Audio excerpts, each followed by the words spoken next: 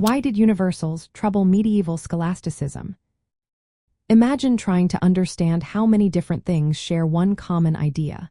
That's exactly what puzzled medieval thinkers about universals.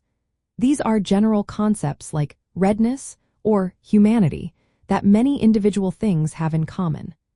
The big question was whether these universals really exist outside of our minds or if they are just words we use. Medieval scholars inherited two main ideas from ancient philosophy.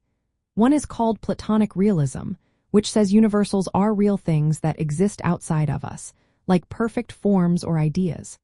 Think of redness as a perfect idea that exists somewhere beyond particular red objects. Some medieval thinkers believed these universals existed in the mind of God, making them divine ideas. The other view is called Aristotelian realism. Aristotle believed universals do not exist separately from things. Instead, they exist inside individual objects. For example, hoarseness is not a separate thing but a quality found inside each horse. This created a problem because if universals are only in things, how can we talk about them as if they are real? This debate made medieval scholars think about what universals really are. Are they real entities outside our minds, or just mental concepts we create? If universals are real outside, how do we know them? If they are only in our minds, how do we connect them to the real world? These questions made the problem of universals very tricky.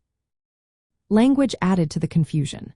When we say red, are we talking about a real universal or just a word?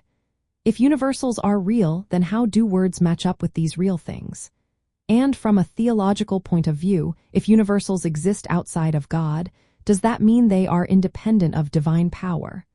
Or if they exist only in God's mind, how do they relate to created things? Different schools of thought tried to answer these questions. Realists believed universals are real either outside or inside things. Nominalists, like William of Ockham, said universals are just names or mental labels. They argued only individual things truly exist, and universals are just convenient ways to talk about groups of things. This debate shaped medieval philosophy and influenced how people thought about knowledge, language, and God. The question of universals was never fully settled because it touched on so many core ideas about reality and how we understand the world. That's why universals caused so much trouble for medieval scholasticism.